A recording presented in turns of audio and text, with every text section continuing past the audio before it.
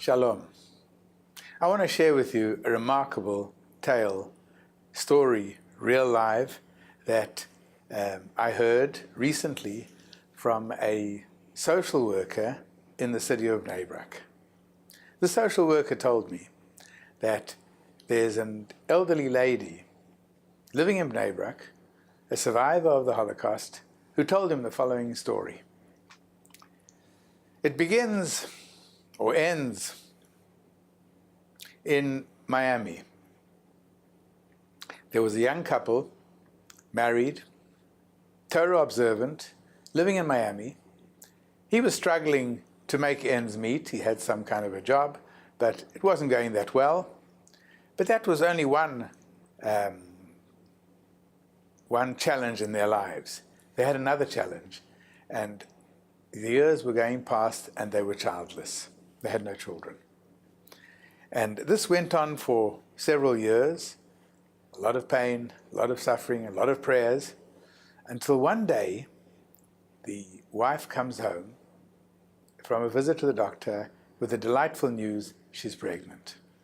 Not only is she pregnant, but they suspect that she has quintuplets, 5 little babies inside her. She's carrying and bearing 5 children. Amazing. The pregnancy goes without any issue, and she gives birth to 5 little girls. This was big news. Doesn't happen often that you have quintuplets. And it was broadcast in the media, the Quins of Miami, and she gets a letter in the mail because they were now in pretty deep financial stress. As it is, they weren't making it, and now with suddenly another 5 children, 5 little babies, and to buy the equipment and feed, etc. They open up a letter, anonymous. No, they don't recognize the name, and inside is a very large check of many thousands of dollars. And there's a little letter attached to it. And it's coming from a lady who lives also somewhere in Florida. And she heard of their situation, of their joy and their plight. And she said, I'm an elderly lady, and I have wealth, and your financial problems are over. I will support your family, and you can expect a check from me every month. And so it happened. This went on for many, many months, lapsed into years. Every month, like clockwork, there was a significant check, which kept the family very comfortable and going through all the travails and challenges of life.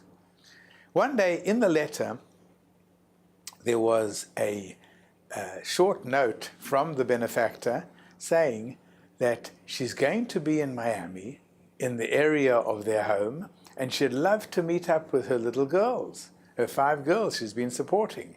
Of course, there's great joy, and she designated the day, and the big day arrived, and the 5 little girls are dressed identically, standing at the door, and this lady arrives, and of course there's tears, and there's hugs, and kisses, and introductions, and the lady standing at the front door bends down, and she's hugging these children, and as she uprights herself, she sees a portrait on the wall, a picture on the wall of a lady. She sees this picture, she looks, she stares, and she says, with a shaking voice, she asks the mother of the Quins, who is that lady?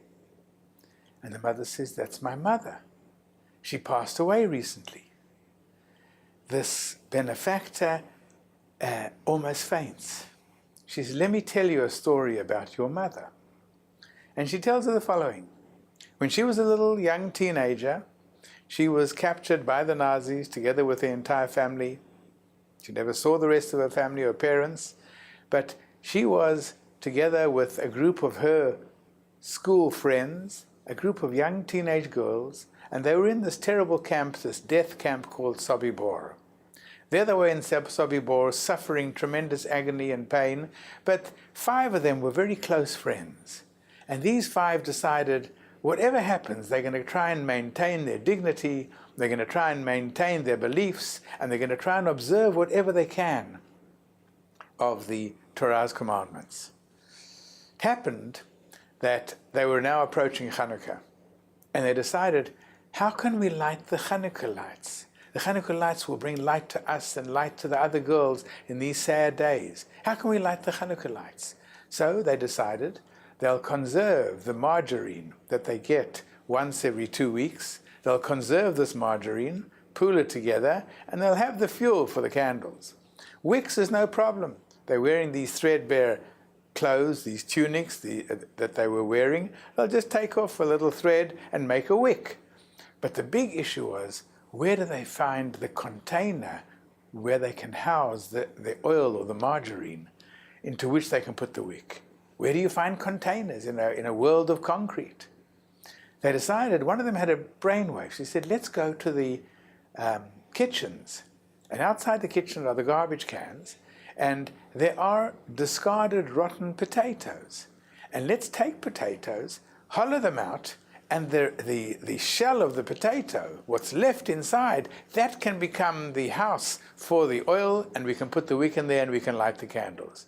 Great idea. That night the 5 girls sneak out of their barracks, very illegal, and they go to the bathroom, to the kitchen. There's the garbage cans. They rummage around and they find old potatoes and they procure them, and they're just about to walk off when they are caught by a guard. The guard says, aha, I've caught 5 little thieves. He takes their numbers and he says, probably the commandant is going to execute you tomorrow.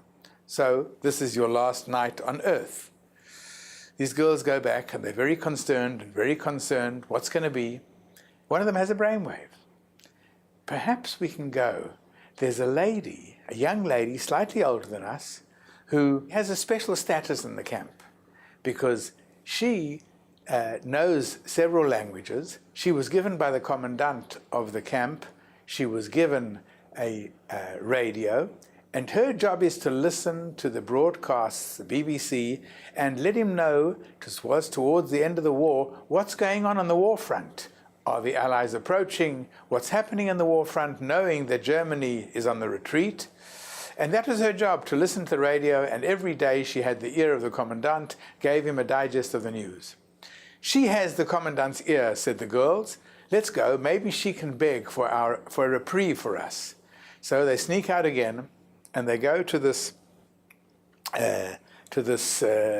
girl's little barrack, and there they find her, and they tell her, we've been sentenced to death for tomorrow, can you ask for a reprieve? And this lady says, it's absolutely impossible. There's no way, because every time I've tried to ask something on behalf of my fellow inmates, I'm beaten savagely and threatened to be killed. I can't help you. I'm sorry. The 5 girls dejectedly go back to the barracks, knowing that the morning is going to bring the last day of their lives on this earth. And comes dawn, they're all summons to the big courtyard for the appel, they called it, where everyone stands, and there they see, true enough, 5 gallows are erected in the center of the courtyard for the 5 girls to be hung publicly. And that's it. It's the last day. It's their last day on earth. The commandant, before proceeding, he has these 5 girls come up and walk up and stand on these 5 gallows. And the commandant proceeds first to give a talk about the thieving Jews. And just as he finishes and is about to give the command to hang them, this lady who has the radio, this young lady, comes running across the camp, and she comes to the commandant, whispers something into his ear. He goes pale, and he immediately tells the girls, get off the gallows, sends everyone back to the barracks. She had obviously told him that the Allies were approaching. And this way, it wasn't in his interest to have this public hanging a few days before the end before they would be captured. That's the story. These 5 girls were saved. And this lady says, this benefactor says, I was one of the 5 girls. And you know who that lady who saved our lives was? That's your mother, who just recently passed away. Amazing. It's now the turn of the mother of the Quins to almost faint. And she says, I want to tell you something. The night before I gave birth, my mother came to me in a dream. She had just departed this world. She came to me in a dream, and she said to me, 5 for 5. And she disappeared. And now I understand. 5. The 5 who were saved, and she gets in return 5 grandchildren. She saved 5, and she has 5 little girls. And the idea is that everything in life is designed by the Almighty, and He's guiding and directing our lives. And sometimes it takes a long time. Everything is only always for the good. He has a great love for His people, for mankind, and everything is being done for the good. Sometimes we don't see it immediately. Sometimes it takes time. But ultimately, every Jew can walk with the confidence that, and walk through life with the confidence knowing that there's a divine God who's looking after us.